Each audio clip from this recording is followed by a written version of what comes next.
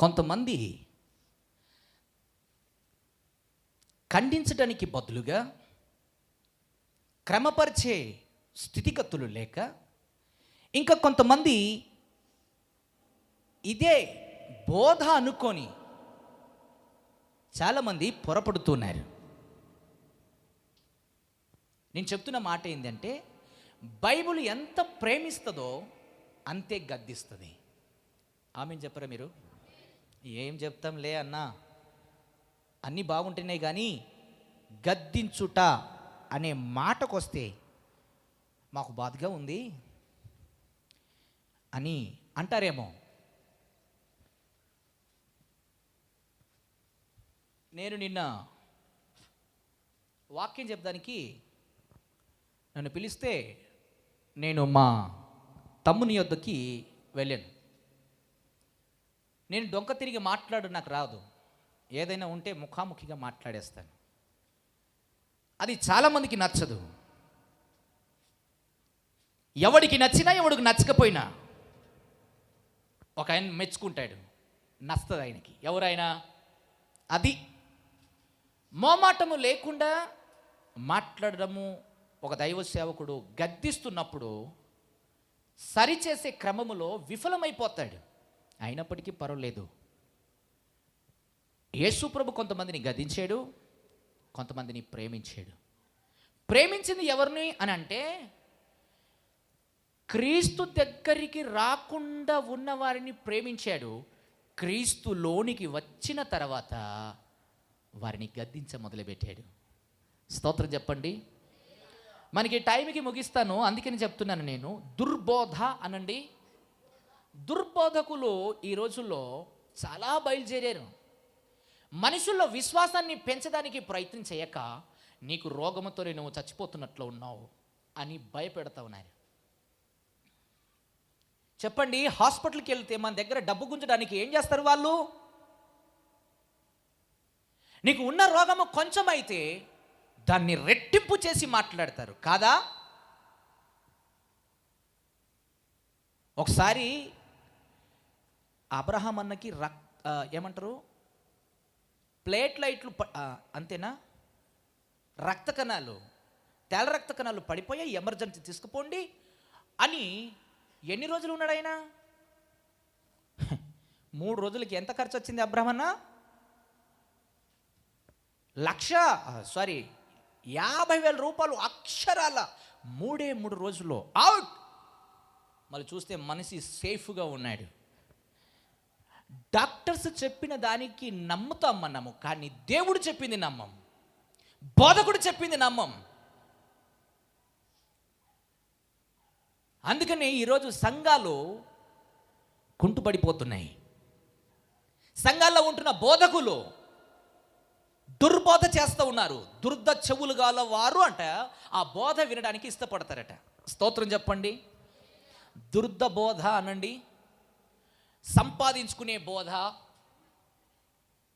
ఈ బోధ మనుషుల్ని, నువ్వు 10వ భాగం ఇవ్వకపోతే నువ్వు చస్తావు, నువ్వు నాశనం అవుతావు, నీ కుటుంబము పాడవుతుంది అని బెదిరిస్తూ ఉన్నారు. నేను చెప్తున్నాను, కొత్త నిబంధన గ్రంథములో ఎక్కడ కూడా 10వ భాగము ఇవ్వమని ఎక్కడ లేదు.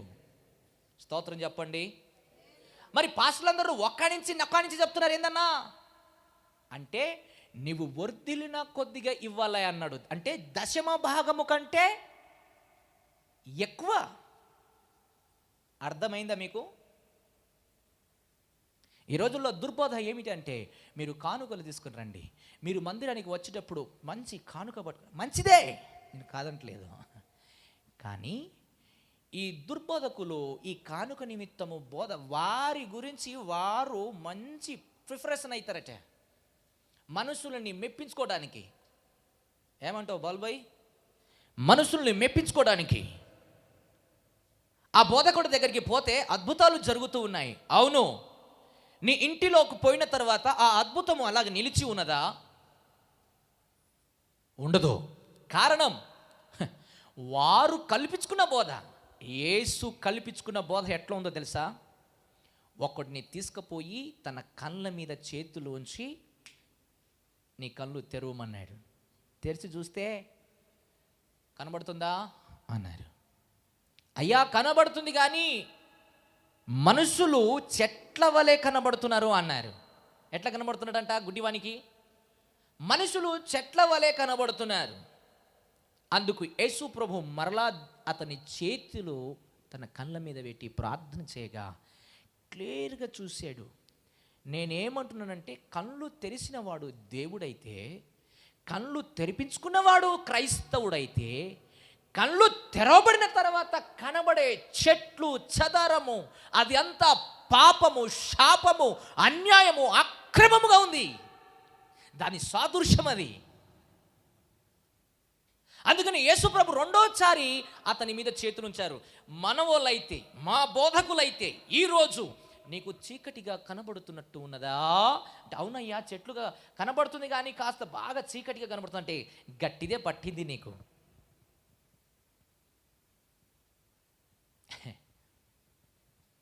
దుర్బోధ.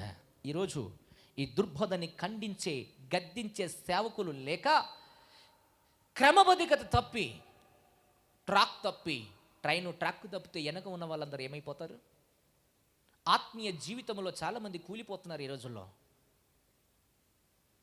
ఆత్మీయత జీవితం లేదు. ఎవరో ఏమో చేస్తారు, ఎవరో మాకు బాగు చేస్తారు. ఎవరి కాళ్ళ మీద నిలబడితే ఎంతసేపు ఉంచుకుంటారు నిన్ను? అందుకే చెప్తున్నాను, దుర్బోధని ఖండించండి. ఒక్కలు ఆమె చెప్తే దయ్యపు బోధయందును చెవి గలవారై, దుర్దశవులు గలవారై, మీరు ఇప్పుడు చదివితే భయం అవుతుంది. అయితే ఈ ఖండితమైన బోధ చెప్పే వాళ్ళకి శత్రువులు ఎక్కువ అవుతారట. ఏమవుతారు? నిజం మాట్లాడితే ఒప్పుకుంటారా? నిజం మాట్లాడిన ప్రవీణని ఏం చేశారు? నిజం మాట్లాడిన గాంధీజీని ఏం చేశారు? ఇప్పుడు కూడా ఉంది ఆ పద్ధతి. ఇది ఎక్కడి నుంచి వచ్చింది అంటే, క్రీస్తు పుట్టక ముందు ఈ యొక్క నియమము ఉన్నది. స్తోత్రం కలుగునుగాక. సేవకులను చంపుతూ ఉన్నారు. నిజాయితీగా ఉన్న సేవకులని విశ్వాసులు చంపుతూ ఉన్నారు. ఎలా రీతిగా చంపుతున్నారో చెప్తున్నాను, జాగ్రత్తగానండి. మా అయ్యగారు మమ్మల్ని తిడతాడు, నువ్వు తప్పు చేస్తే తిట్టేవాడు నీకు కావాలా? ఆమె చెప్పరా? తిట్టడం అంటే బూతులా?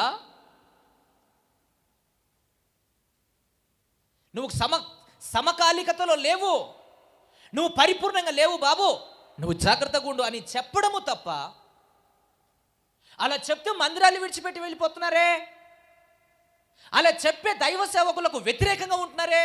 కారణం ఏంటంటే, వీళ్ళు ఏ బోధ ఉంటున్నారు అంటే ఖండించే బోధలో లేదు. దేవుడు తన ఆలయాన్ని పాడు చేస్తూ ఉంటే ఒకరోజు వచ్చి చూసి, మీరు మార్కు సువార్తలో 14, 10, 14, 15 అధ్యాయులు చదువుకోండి. మార్కు సువార్త. అతను దేవాలయంలోకి వెళ్తేనంట, దేవాలయంలో అక్కడ ఉంటున్న ప్రజలంతా కూడా విక్ర క్రయధనములు అమ్ముచు అంటే సంత పెట్టినారు. ఎక్కడ? దేవుని మందిరంలో. ఈరోజు కూడా సంత పెడుతున్నాడు దేవుని మందిరంలో. ఏం సంత అది? కానుకల పండుగ. ఏ పండుగ? కానుకల పండుగ, కోతకాలపు పండుగ. దండుకొని, తన్నుకొని, బ్యాంకులో వేసుకొని, మెడల్లో గొలుసులు వేసుకొని, చేతులకు ఉంగరాలు తిరిగి సొగ్గలు పాస్టర్లు ఈరోజు ఖండితముగా దేవుని వాక్యాన్ని చెప్పట్లేదు. అందుకని కరెక్ట్గా చెప్పే బోధకుడి దగ్గర ప్రజలు ఉండట్లేదు. వాళ్ళకి ఇష్టమైనట్టు వాళ్ళు బ్రతికితే పర్వాలేదు, వాళ్ళు దశమ భాగము కానుగా తీసుకొస్తే చాలు అనుకునే బోధ లేదా? దాన్ని గద్దించాడు దేవుడు. స్తోత్రం చెప్పండి. ఈ బోధ కరువు అయిపోయింది. ఇది అపోస్తుల బోధ. ఈ బోధ యందు ఎవరైతే నిలకడగా ఉంటారో వారి కుటుంబాలు వర్ధిల్లుతాయి. ఆమేన్ చెప్పండి. నీ శరీరంలో ఉన్న రోగానికంటే నీ శరీరంలో, నీ హృదయంలో, నీ కంటిలో, నీ చెవుల్లో, నీ మెదలో ఉన్న పాపము పెద్దది కదా. ప్రభువు పాపాన్ని ఖండిస్తాడు, మనిషిని ప్రేమిస్తాడు. ఆమేన్ చెప్పండి గట్టిగా. అర్థమైందా? సేవకుడు కూడా సరైన క్రమబద్ధీకతలు లేకపోతే నీ పాపాన్ని, నీ శాపాన్ని గద్దిస్తాడు, మనిషిని ప్రేమిస్తాడు. అది సేవకుని యొక్క తత్వం. ఈ రోజుల్లో ఈ బోధ కరువైపోయింది. ఏ బోధ వచ్చిందంటే, మీరు ఇయ్యండి అప్పుడు దేవుడు మీకు, ఎవరికి తెలియదు, ఇస్తే మరలా ఇస్తాడు ప్రభు. ఆ సంగతి తెలియదు. ఆ సంగతి విశ్వసించి చేసిన వానికే వస్తాయి అవి. ఆమె చెప్పరా మీరు? గట్టిగా హల్లెలూయా చెప్పండి. ఈరోజు ఏమైనా గట్టిగా మాట్లాడుతున్నానా?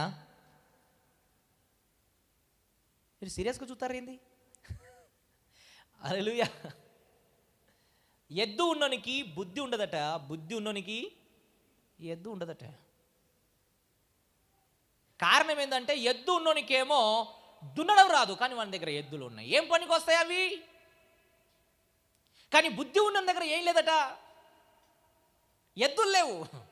దున్నేదానికి వస్తుంది, ఇత్తనాలు వేయడానికి వస్తుంది, కలుపు తీయడానికి వస్తుంది, మందు చల్లడానికి వస్తుంది, మందు పురుగుని చంపేదానికి వస్తుంది.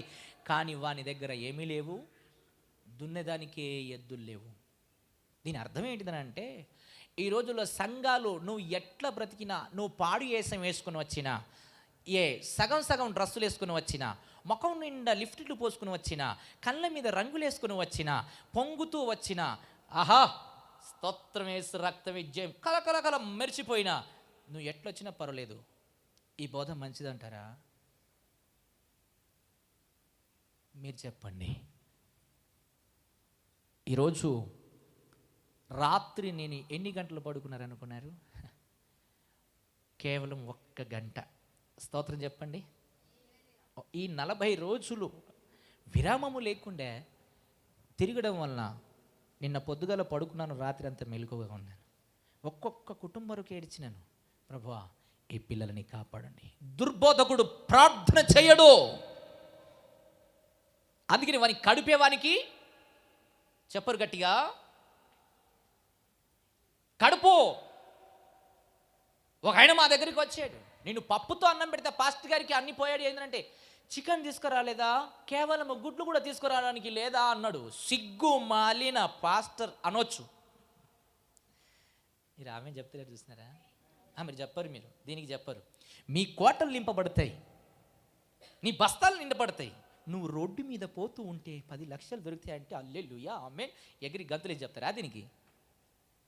ఆ పాస్టర్ గారు వచ్చి, మేము ఇంటికాడ లేము, వేరే చోట సడన్గా వస్తే కాస్తంత అన్నము పప్పు పెడితే నచ్చలేదు ఆయనకి.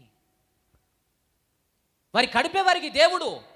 ఈరోజు చాలామంది దుర్బోధకులు బయలుదేరారు, వాక్యాన్ని ఖండితంగా చెప్పట్లేదు. విశ్వాసులు సరైన క్రమబద్ధకతలో చెప్తే విశ్వాసులు పారిపోతున్నారు. ఈ పారిపోయే వాళ్ళంతా పొట్టు, ఉండే వాళ్ళందరే గింజలు. స్తోత్రం చెప్పండి. ఈ తాళ్ళు పొట్టు దగ్గరనే కదా గొడవ వచ్చి హేబేలు కయ్యూని ఏం చేశాడు? ఒక్క దెబ్బతో చంపేశాడు సార్. గట్టి పొట్టు అంతా తీసుకుని వచ్చి దేవుని మందిరానికి ఇద్దామని అనుకున్నారు. ఎవరైనా? హేబేలు. కయ్యూను. హేబేలు 3 బస్తాలు తీసుకొచ్చి, నేను 1 బస్తా తీసుకొచ్చి, ఆయన ఎన్ని తీసుకొచ్చిండు? 3 బస్తాలు. అన్నను చూసి తమ్ముడు అన్నాడు, అన్నా ఎవరికే అంటే, నీకు తెలియదా? మాకంటే మించిపోయింది ఎవరు సార్? దేవుడు తప్ప అని తీసుకొచ్చి తాళ్ళు పొట్టు, అదంతా గింజలేమో ఆయన పట్టుకున్నాడు, తాళ్ళు పొట్టు అంతా తీసుకొచ్చి దేవుడు. ఈ గొర్రెల కాపరి ఏమో మంచి మంచి కొవ్విన గొర్రెలను తీసుకొచ్చి బలిచ్చాడు. అప్పుడు యేసుప్రభు ఆకాశం నుండి చూసి కిందికి, మీ ఇద్దరిలో ఎవరి అర్పణ నాకు నచ్చిందంటే, శ్రేష్టమైన అర్పణ తెచ్చిన వాడు నచ్చాడు, తమ్ముడు నచ్చాడు, అన్న నచ్చలే అన్నాడు. ఆ మాటకి ఇతడు చిన్న ముఖము బుచ్చుకొని తన తమ్ముని మీద పడి చంపేసినాడు. ఆదికాండంలో ఈ మాటలు మనం చదువుతాం. ఈ రోజుల్లో కూడా మీకు అద్భుతమైన మాట చెప్తాను, స్త్రీలకు స్త్రీలే శత్రువులు. అది ఎంత నిక్కచ్చైన మాటో! పాస్టర్కి పాస్టర్ గారే శత్రువు అనే మాట కూడా అంతే నిక్కచ్చి. మీరు ఆమె చెప్పరా? నిజమండి. దుర్బోధకులకు చెవినిచ్చే మనుషులు వారి జీవితంలో బాగుపడరాళ్ళు. అందుకనే ఈ మందిరంలో కొంచెం మంది ఉన్నా నన్ను ఒక్కొక్కరు అడుగుతారు, మీ మందిరంలో 500 మంది ఉంటారా? ఏమను 500 మంది ఎక్కడ ఉంటారు అంటే, నీ బోధ అన్న మాకు మంట కలగజేస్తుంది. ఏలియాకు ఏ సంఘం ఉన్నది? యోహానికి ఏ సంఘం ఉన్నది? పౌలు మహాశయునికి ఏ సంఘం ఉన్నది? పేతురుకు ఏ మహాసంఘం, పెద్ద సంఘం ఉన్నది? ఎవరికి లేదు సార్ సంఘము. ఒక్కొక్కడు మితిమీరి కళ్ళు నెత్తికెక్కి, ఆ సేవకునికి సంఘం ఉండాలా, ఆ సేవకునికి సంఘ సేవ ఉండాలా, అప్పుడైతేనే ఈ సేవకుడు అంటాడు. కాదు, బైబిల్ని తొంగు చూడరా దుర్బోధకుడా అని చెప్పాలనిపిస్తుంది నాకు. ఆమేన్. దుర్బోధకి మీ చెవుల్ని ఇవ్వవద్దు అని ప్రభు పేరిట మనవి చేస్తూ ఉన్నాను. విశ్వాస భ్రష్టములో నుండి మనల్ని భ్రష్టులుగా చేస్తారు. విశ్వాసం నుండి భ్రష్టులుగా చేసే తరం ఒకటి వస్తుందని యేసు ప్రభు ఎప్పుడో చెప్పారు. స్తోత్రం చెప్పండి. హలో, గట్టిగా చెప్పండి.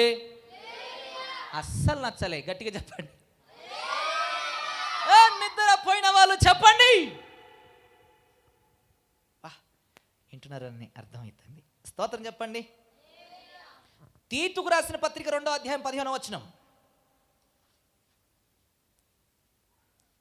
1వ కొరింథీ 2వ కొరింథీ అలాగే మీరు చూసుకుంటూ ఉంటే 196వ ప్రైజ్లో ఉంటుంది దేవుని వాక్యం.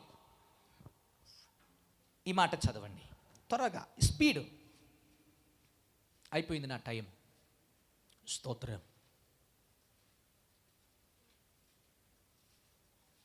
దొరకలేదా? చదవండి.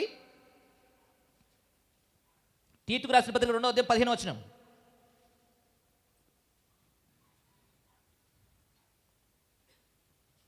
పదిహేనవ వచనం. అమ్మా వచనం, వీటిని గురించి బోధించుచు హెచ్చరించుచు సంపూర్ణ అధికారముతో దుర్బోధను ఖండించుము. అంతేనా? ఖండించుము ఉందా?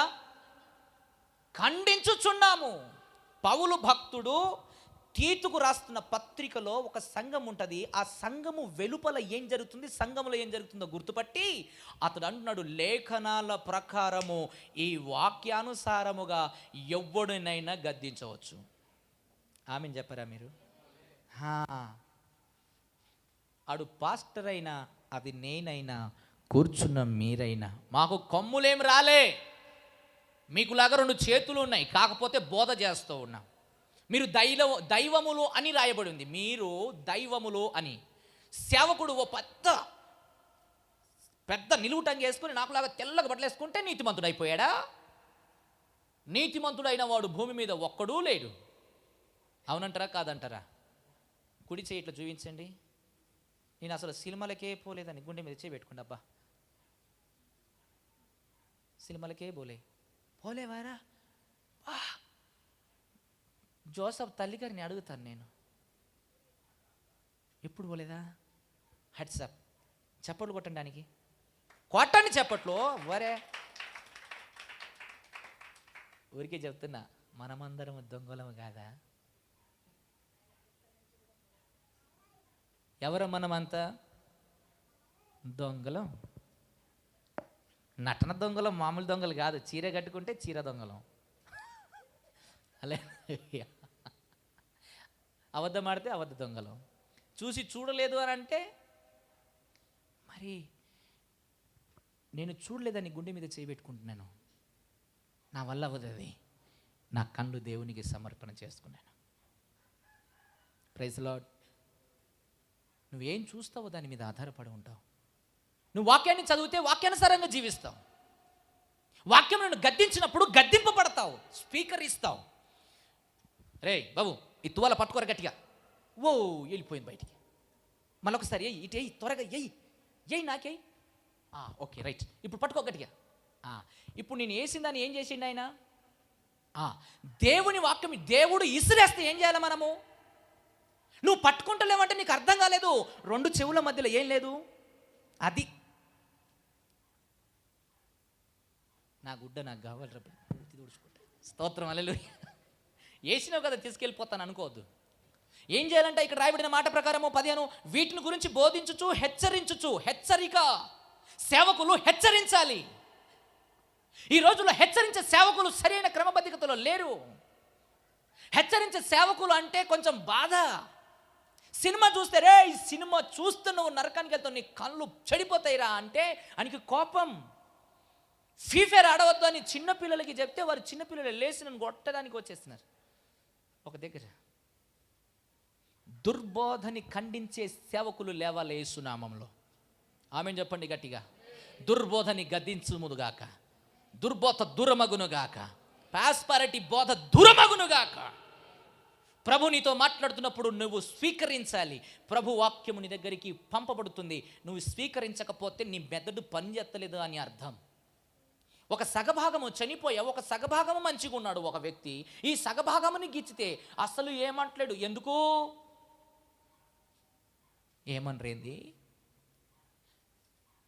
పచ్చవాతం వచ్చి సగభాగం మొత్తం పోయింది. సగభాగంతోనే మంచిగా ఉంది.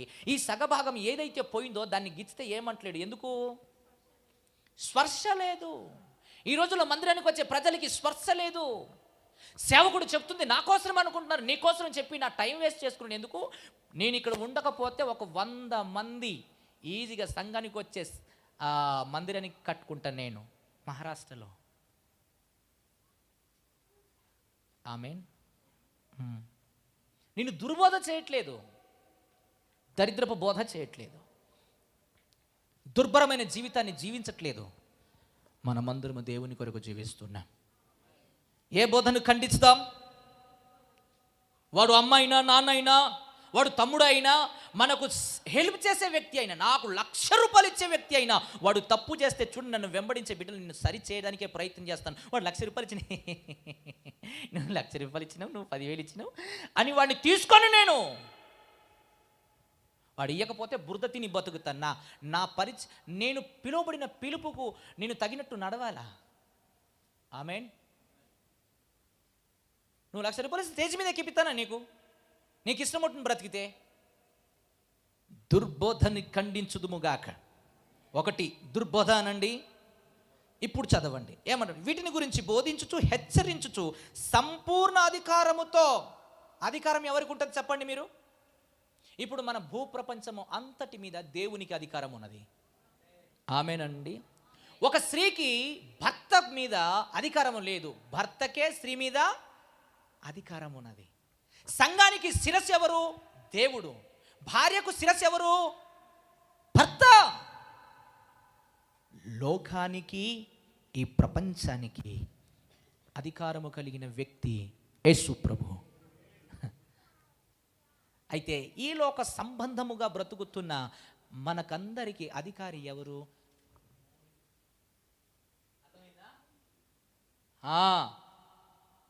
శరీరరీతిగా జీవిస్తున్నప్పుడు, ఈ భూమి మీద జీవిస్తున్నప్పుడు ఈ అధికారంలో ఉన్నాము. ఆత్మీయ జీవితంలో బ్రతుకుతున్నప్పుడు దేవుని అధికారంలో ఉన్నాము, దేవుని మందిరంలో ఉన్నాము. అందుకనే దుర్బోధని ఖండించాలి. ఆమేన్. లంచగొండితనము దూరం అవ్వాలి. చేతులు జాపుతున్నారు, ఒక్కొక్కడు చేతులు జాపుతున్నారు. ₹100 పెట్టేయండి అంటున్నారు పోలీసులు. నశించును గాక. ఆమేనండి గట్టిగా. దుర్బోధను ఖండించుదుము గాక, బుద్ధి చెప్పుదుము గాక. రైట్. 2 తిమోతి 4వ అధ్యాయం 2:4. ఖండించకపోతే నువ్వు నరకానికి వెళ్తావనే సంగతి నేను నిక్కచ్చిగా చెప్తున్నాను. అది ఎవరైనా, నేనైనా, ఇంకా భూమి మీద ఇంకెవడైనా తప్పు చేయక మానరు. తప్పు చేసిన తర్వాత ఒప్పుకొని తీరాలి. ఆమేన్. హల్లెలూయా. చదవండి 2 తిమోతి 5వ అధ్యాయము 11వ వచనం. 5:11. 2 తిమోతి 5:11 పక్కనే ఉంటుంది సార్. 5 లేదా? ఓరే అయ్యా, యేసు రక్తమే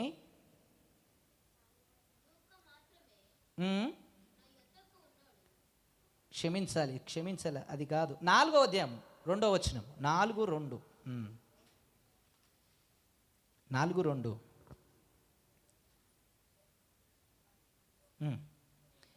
అక్కడి నుంచి వాక్యమును ప్రకటించుము, సమయమునందును అసమయమునందును ప్రయాసపడుము, సంపూర్ణమైన దీర్ఘశాంతముతోనూ ఉపదేశించుచు, ఖండించుచు, గద్దించుచు, బుద్ధి చెప్పుచు, ఎందుకనగా జనులు హితబోధను సహింపక దురద చెవులు గలవారై తమ స్వకీయ దురాశలకు అనుకూలమైన బోధకులకు తమ కొరకు పోగు చేసుకొని. ఆమేనండి. ఎవరి కొరకు పోగు చేసుకున్నారంటే ఆ విశ్వాసులు దురద చెవులు బుద్ధి చెప్పి, ఖండించి, దీర్ఘశాంతము వహించి జాగ్రత్తగా సంఘాన్ని నడిపించు అనే బోధకుడి దగ్గర ఉండక, ఈ బోధ నాకు నచ్చట్లేదని వారి కొరకు కొంతమంది బోధకులను ఏర్పరచుకున్నారట. గట్టిగా స్తోత్రం చెప్పండి. వారి కొరకు ఒక బోధకుడిని తయారు చేసుకున్నట్టు. ఆ బోధకుడు ఏమన్నాడు? రండి రండి పాపులరా రండి, చందా వేసి పోండి, మీరు సావండి, మీరు నరకానికి పోండి, మేమైతే ఎక్కడికి పోయేదాము? రెండు ఉత్సాహించి పోడేదు అని పోతారట వీళ్ళు. ఏడికి పోతావురా? దురద చెవులు గలవాడును, దురద చెవులు గలవారికి బోధ చేయువాడును నిశ్చయముగా నరకానికి వెళ్ళుదురు. ఆమెన్ చెప్పండి గట్టిగా. మీకు ఏ బోధ కావాలో మీ ఇష్టం. స్తోత్రం చెప్పండి. ఈ రోజుల్లో ఖండితంగా మాట్లాడితే కోపం వస్తుంది కొంతమందికి. మీకు అద్భుతమైన మాట కీర్తన గ్రంథం చూడండి ఒకసారి, 105:21. కీర్తనల గ్రంథము 105:21. అది అట్లా ఉంచి అట్లా ఉండండి. 105:21. 105:21. 105:21. అమ్మా, ఇష్ట ప్రకారము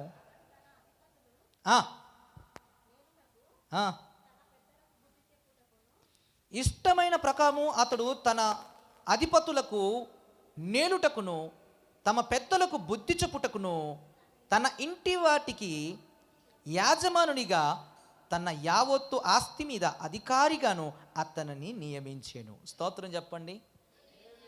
ఈ సంఘములో అధికారము దేవునిది, అధికారము దేవుని వాక్యానిది. ఆమేన్ చెప్పండి. బుద్ధి చెప్పుటకు, తనకి ఇష్టానుసారముగా బుద్ధి చెప్పుటకు దేవుని వాక్యముని దగ్గరికి తీసుకొని వస్తున్నాడు ప్రభు. ఆమేనండి. ఈరోజు దుర్బోధకు చెవులు ఇట్లా అని పెట్టుకొని వింటున్నారు. చెవులు కొరికే బోధ. నువ్వు సత్తావు అంటే వాడు గాజ్ గాజ్ అని, ఎన్ని రోజులు బతుకుతావురా? ఇక్కడ ఉన్న వాళ్ళు ఎవరైనా నేను 100 సంవత్సరాలు బ్రతుకుతానని ఎవరైనా చెప్తే అతని ఫోటోకి దండేద్దాం.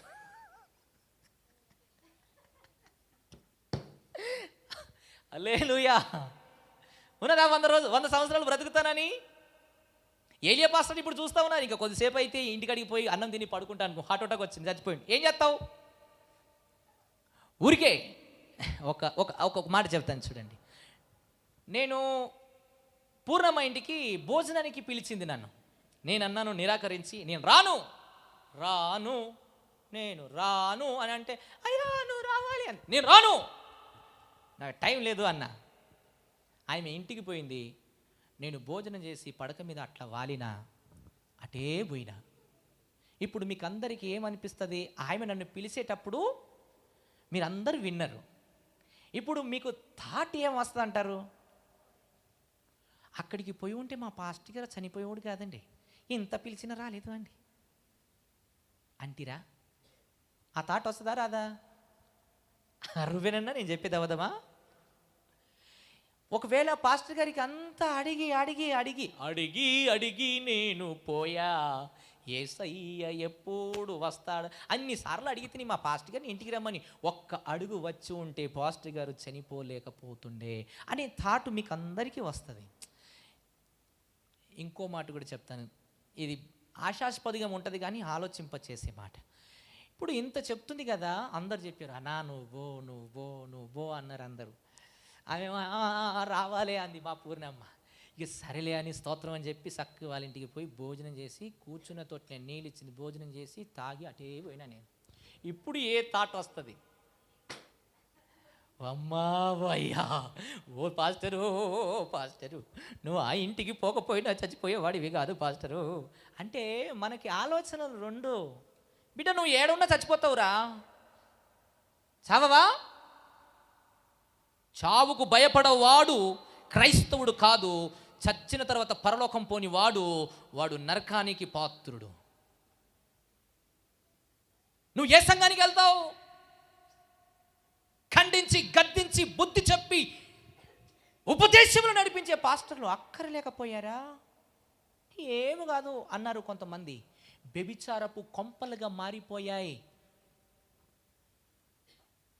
అబ్రహాముల కొడుకులు కొంత దూరం పోయిన తర్వాత, ఆయన పేరేం పేరు, దీనా, ఊరు తిరగడానికి పోయిందండి. ఊరు తిరగడానికి దీనమ్మ ఆడపిల్ల యవనస్తురాలు ఊరు తిరగడానికి పోతే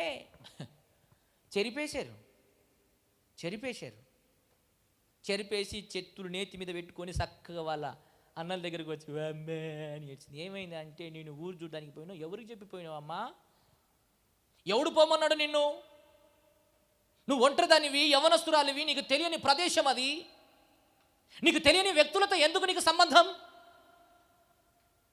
మాటలు కొద్దిగా ఉండని, ఆలోచన గట్టిగా ఉండని. ఆమెనండి గట్టిగా. ఆలోచించే తత్వం ఉంటే మన శరీరానికి కావలసిన ప్రతిదీ కూడా దొరుకుతుంది. ఇక్కడ కూర్చున్న వాళ్ళకి దొరుకుతుందని నమ్ముతున్నాను నేను. ఆమెనండి చెప్పండి. దుర్బోధకు చెవినిద్దామా? నూనె కోసము ప్రార్థన చేసే వ్యక్తులకు చెవులిద్దామా? మన్ను కొరకు ప్రార్థన చేసే వ్యక్తులకు సమయం ఇద్దామా? పండ్లు, గులాబీ పువ్వులు, రొట్టెలు ఇస్తే గర్భఫలాలు తెరవబడతాయని చెప్పి బోధకులు ఉన్నారు కొంతమంది. ఫలాలు తెంపి మీ చీర కొంగు పట్టు దాంట్లో వేస్తాను, అప్పుడు కుమారులు కుమార్తెలు పడతారు. నేనంటున్నాను, నీ కొంగుబట్టు, యేసు నామముని నేను ప్రకటించిన తర్వాత వాక్యాన్ని వేస్తాను అని చెప్పే దైవ సేవకుడు లేడే? ఉండరు. దుర్బోధ, ప్రపంచమంతా దుర్బోధ. ఇది యూట్యూబ్లో పెట్టాలని రాత్రి నేను పడుకుంటే నన్ను పడుకోనట్లేదు. స్తోత్రం వేసి రక్తమే చేయం. ఇది ఎందరు చూస్తారో వాళ్ళకందరికీ ఆశీర్వాదం. ఆమేనండి. ఈ బోధ చేస్తేనంట, సామెతల గ్రంథము 9వ అధ్యాయం 7వ వచనం చదవండి. సామెతల గ్రంథము 9వ అధ్యాయము. కీర్తనల పక్కకే ఉంటుంది అమ్మా, ఏం కష్టపడనక్కర్లేదు. మీరు రోజు చదువుతున్నారు బైబిల్, గడగడ చదివేస్తారు మీరంతా. ఈ సంవత్సరం దొరికదు ఇక. 7వ అధ్యాయము 9వ అధ్యాయం 7వ వచనం. బుద్ధి చెప్తే ఏం జరుగుతుందట మనసునికి?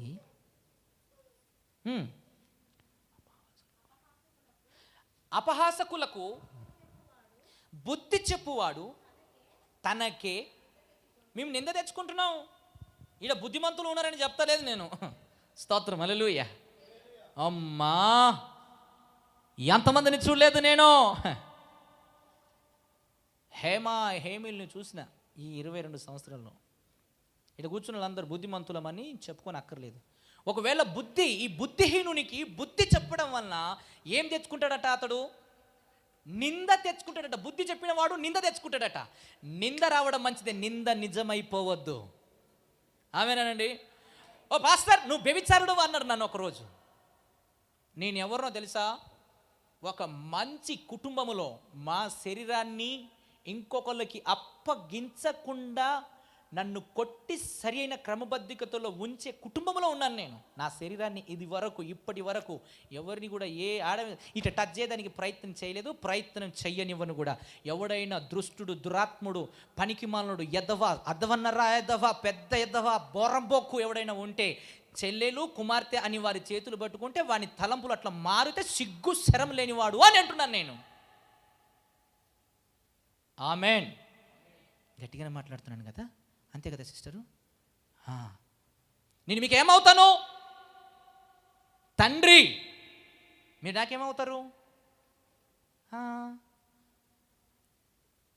పిల్లల్ని ముట్టుకుంటే కూడా నీ తలకాయ అటు మారిపోతుంది అంటే నీ తలకాయలో గుజ్జు ఉంది, గుజ్జులో అంత ఏముంది? పాపపు శాపపు తలంపులే. నీ కళ్ళు మంచివి కావని అర్థపోయేదిగా. రోడ్డు మీద నిలబడే ప్రతి ఒక్కరిని చూసి ఇట్లా ఉంటే బాగుంటుంది మా భార్య, సిగ్గులేదు?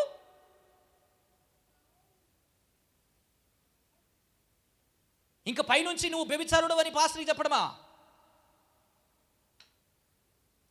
ఎవరైనా యూట్యూబ్లో చూస్తే వాళ్ళు మారు మనసు పొందాలని చెప్తున్నా నేను.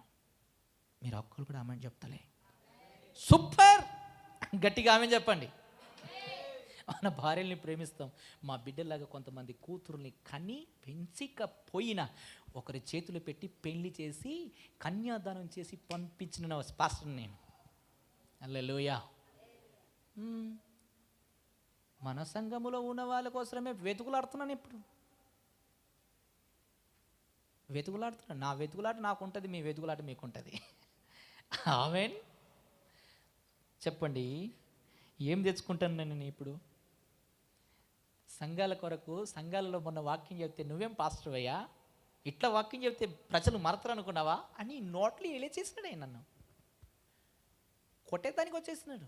దుర్బోధ చేస్తున్నావు అంటున్నాను. నన్ను నేను కాదు భయ్, నువ్వు దుర్బోధ చేస్తున్నావు, నీకు అర్థమైతలేదు దేవుని వాక్యం ఇది. ఇప్పుడు ఆ వాక్యం చెప్తేప్పుడు ఆ పాస్టర్ గారికి ఎందుకు కోపం వచ్చిందంటే, ఈ దుర్బోధ అంతా కూడా ఎవరిలో ఉంది? ఇక్కడ కూర్చున్నానికి ఉంది సార్, ఈ సంఘమోడికి ఉన్నది. అందుకే వానికి మంటలేసి, నువ్వు మంచిగా చెప్తలేవు వాక్యం అంట. మరి నాకు తెలియదు, 7 సార్లు బైబిల్ చదివి రాత్రులు పగలు తెలియక పగలు రాత్రి ఉపవాసం ఉండి కొన్ని వందల రోజులు ఉపవాసం ఉండి ఏడ్చి ఏడ్చి ప్రత్యక్షతను పొంది, అది మాకు తెలియదు. మరి ఇప్పటికీ 120 మందికి ఉపవాస ప్రార్థన చేసి బాప్తిసం ఇస్తే వారి జీవితాల్లో కార్యాలు జరిగినాయి. ఇప్పటి వరకు 10 మందిని అనగబట్టి వారిని వీరిని క్షేమంగా తీసుకొని వచ్చి పెళ్లి చేసి ఉంచిన పాస్టర్ గారు నేను. ఇవన్నీ చెప్పడానికి కారణం ఏంటంటే, కొంతమందికి గుజ్జు ఉంటుంది దీంట్లో, కానీ గుజ్జులో ఏముండదంటే మానవత్వం ఉండదు. స్తోత్రం చెప్పండి. అది బుద్ధి చెప్పే వాళ్ళకి నింద వస్తుందట. ఈ రోజుల్లో నింద వస్తుందని పాస్టర్ గారు బుద్ధి చెప్పకుండా మానేశారు సంఘానికి. ఏమంటావు నాయనా? అవునంటావా? ఓకే, వస్తున్నాడా దేవదూతలు? ఇట్లా వస్తున్నారా? బోలో యేసు మహారాజుకి హల్లెలూయా. ఇక చివరి మాట, ఒక్క మాట చదువుతాను, మీరు అది జాగ్రత్తగా చదివితే మీరు ధన్యులు. 1 కొరింథీ 4వ అధ్యాయము, 1 కొరింథీ 4వ అధ్యాయము 14వ వచనం నేను చదువుతాను. మిమ్మును సిగ్గుపరచవలలని కాదు కానీ నా ప్రియమైన పిల్లలని మీకు బుద్ధి చెప్పుటకు ఈ మాటలు వ్రాయిచున్నాను. ఉందా? నువ్వు చదువు టీచర్ గారు. మిమ్మల్ని ఇక్కడ కూర్చున్న ఒక్కొక్కరికి నేను సిగ్గుపరచవలని కాదు నేను చెప్పేది. నా ప్రియమైన పిల్లలని మీకు బుద్ధి చెప్పుటకు ఈ మాటలు రాయిచున్నాను. బుద్ధి చెప్పాలా వద్దా? చెప్పాలా వద్దా? అమ్మా, ఇటువంటివి కూడా వస్తాయా అన్న నీకు? అబ్బా, వీళ్ళు చూడనంత ఫీలింగ్ ఏం అయిపోవద్దు. కొన్ని మేము వాక్యాలు చూస్తున్నప్పుడు చెప్పాలా వద్దా వచ్చేస్తాయి. అవి మేము పైనుంచి ఊడిపోలే. స్తోత్రం చెప్పండి. హల్లెలూయా. మరి ఇప్పటిదాకా గుండె మీద చేపెట్టించుకున్నావు కదా అన్న. ఊగా మొత్తం చూసినాడు సన్నాసి, సగం చూసినాడు సగం సన్నాసి, కొద్దిగా చూసినాడు కొద్ది సన్నాసి, ఇటు వచ్చి ఇటు పోయింది కొంచెం సన్నాసి. అర్థమైందా? అది ఫార్మాలిటీ. ఇప్పుడు చదవండి, ఏమని రాయబడింది అక్కడ? మిమ్మల్ని సిగ్గుపరచవలెనని కాదు కానీ నా ప్రియమైన పిల్లలని నీకు బుద్ధి చెప్పుటకు ఈ మాటలు రాయుచున్నాను. క్రీస్తునందు మీకు ఉపదేశకులు 10,000 మంది ఉన్నను తండ్రులు అనేకులు లేరు. క్రీస్తు యందు సువార్త ద్వారా నేను మిమ్మల్ని కంటిని గనుక మీరు నన్ను పోలి నడుచుకున్న వారై ఉండవలనని మిమ్మల్ని బతిమాలుకొనుచున్నాను. ఒక సేవకుని వెంబడించడం అంటే నాటే జోక్స్ సార్. అతనికి ఒక త్యాగం ఉండాలి, ఒక ప్రవర్తన ఉండాలి, నిబంధన ఉండాలి. ఆ క్రైస్తవుని వెనుక నువ్వు వెళితే నీ కుటుంబం ఆశీర్వదింపబడుతుంది. చెప్పినట్టు విను, ఆ సేవకుడు చెప్పినట్టు విను. వద్దంటే వద్దు, కావాలి అంటే ఇది చెయ్యమంటే చెయ్యి. వాక్యము చదువున్నప్పుడు చదువు, ప్రార్థన చేయమన్నప్పుడు చెయ్యి, నీ ఇంట్లో వ్యక్తిగతంగా ప్రార్థన చేయమన్నప్పుడు చెయ్యి.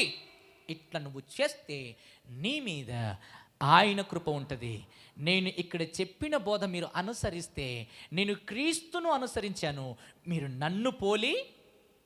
అట్లా ఉందా మాట అక్కడ?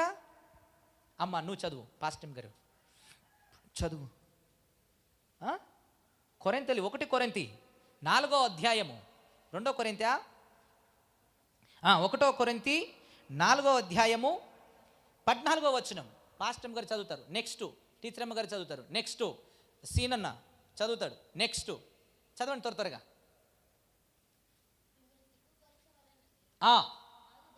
నన్ను సిగ్గుపరచవలనేనా? ఇప్పుడు చదివింది, ఇప్పుడు మీరు చదివితే ఎవరికి పడుతుంది అది?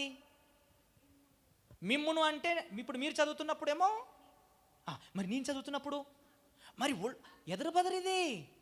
ఇటు చెప్పేటోడికి ఏసి పడుతుంది, ఏసు రక్తం జయం. అక్కడ కూర్చొని వినేటోనికి కూడా అదనమాట. అందుకని యేసుప్రభు చెప్పిన మాట ఏంటంటే, దేవుని వాక్యం 2 అంచెలు గల, పాస్టర్ అయినా, పాస్టరమైనా, సువార్థికుడైనా, సువార్తరాజులైనా, ఇంకా ప్రార్థన పరులైనా, విశ్వాసులైనా, ఇంకెవరైనా కావచ్చు. ఆమేన్. ఈరోజు ఒక అద్భుతమైన మెసేజ్ ప్రభు నీతో పంపుతున్నాడు.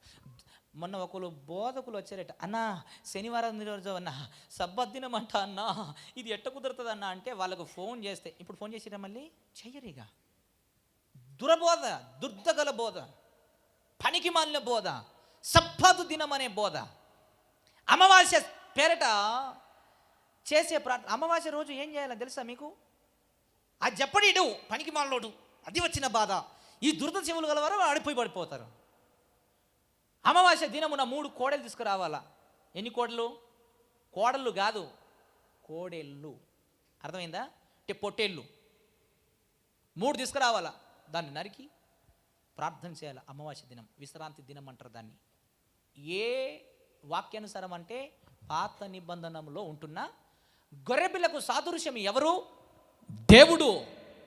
గొర్రెపిల్లకు సాదృశ్యం ఎవరు? దేవుడు. బలి అర్పణ అయిపోయింది ఎవరు? దేవుడు. రక్తము చిందించింది ఎవరు? దేవుడు. పాత నిబంధన గ్రంథంలో ఏమో గొర్రెలను తీసుకొచ్చి బలిస్తే అప్పుడు పాప విమోచన కలిగేది. యేసు ప్రభువే మరణించిన తర్వాత ఇవన్నీ కూడా క్రీస్తులో నెరవేర్చబడ్డాయట. ఎక్కడ నెరవేర్చబడ్డాయి? మరి ఇవి చెప్పరు వీళ్ళు. ఇవి చెప్తే ఈ దురద సేవలు గారికి ఇది అబద్ధమేమో అనుకుంటారు. నేను అబద్ధం చెప్పేదానికి నేను ఇక్కడ లేను. ఆమేన్. ఒకవేళ ఎవరినైనా భయపెట్టి, ఏ విశ్వాసనైనా భయపెట్టి గద్దించి సరిచేసే ప్రయత్నంలో నేను నాకు కావలసిన మాటలు వాళ్ళని భయపెట్టేది ఎప్పుడైనా నేను చేస్తే నేను ఆ రోజు చచ్చుదునుగాక. నేను ఎవరిని భయపెట్టా, ఎవరిని గద్దించా. ఒకవేళ గద్దిస్తే వాక్యము చెప్పి గద్దిస్తాను. ఆమెనండి. ఆమెను చెప్పండి. ఏమని రాయబడింది? మీకు సిగ్గుపడవాలని రాయట్లేదు, కానీ క్రీస్తునందు మీకు ఉపదేశములు అనేక మంది ఉండవచ్చు. ఉపదేశకులు ఎంతమంది అట? అమ్మ నువ్వు చదువు త్వరగా. పాస్టర్ గారు చదివి.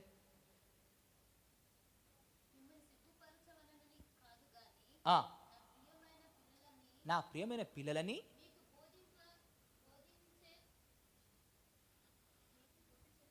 మీకు బుద్ధి చెప్పుటకు. అమ్మ చదవనివ్వండి, చదవండి అమ్మా.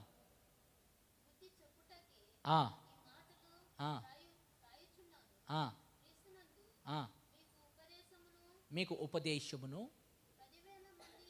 ఉపదేశకులు 10,000 మంది ఉన్నను లేరు.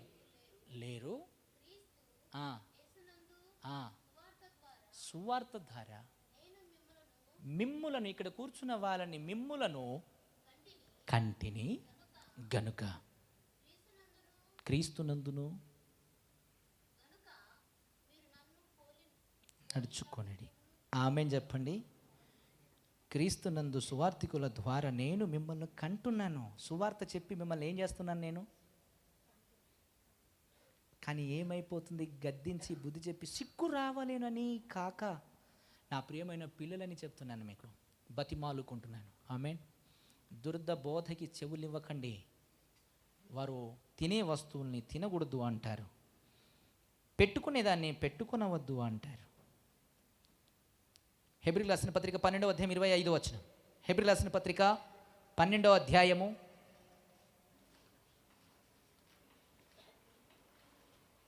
7వ ఆదివారం రోజే దొరుకుతుంది. స్తోత్రం.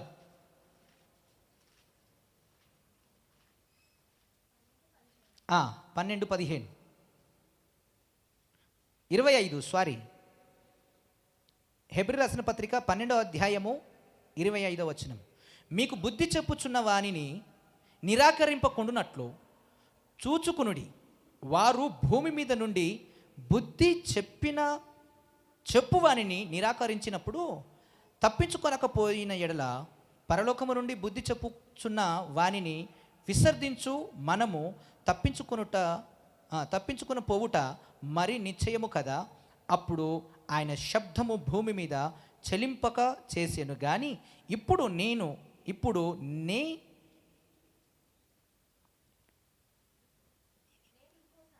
నేను ఇంకొకసారి భూమిని మాత్రమే కాక ఆకాశమును కూడా కంపింపచేత్తునని ఆ మాట ఇచ్చి ఉన్నాడు. ఆమెన్ చెప్పండి. హల్లెలూయా. బుద్ధి చెప్పు వారికి ఏం చేయాలట? అసలు లోపడకపోతారట. యేసుప్రభుని నిరాకరించినందుకు భూకంపం వచ్చేసిందట. స్తోత్రం చెప్పండి. ఏమొచ్చిందంట? ఈరోజు భూకంపం రావడానికి కారణం ఏమిటో తెలుసా? క్రైస్తవులే. చాలా ఉన్నాయి, ఇంకా చెప్పడానికి వీలు కుదరదు అని నేను అనుకుంటున్నాను. చాలా అనిపిస్తుంది. ఈ బోధ చెప్తప్పుడు గుండె ఉండాలా, ధైర్యం కూడా ఉండాలా. ఆమేన్. లేకపోతే ఏమొచ్చేస్తుంది మా మీద? నింద అనండి.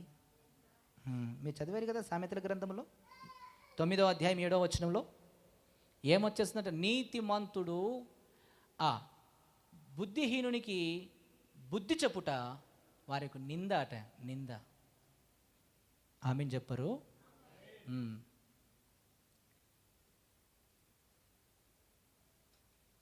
దేవుని వాక్యంలో ఒక్క వ్యక్తిని గురించి చూపిస్తాను, నీతిమంతుడు.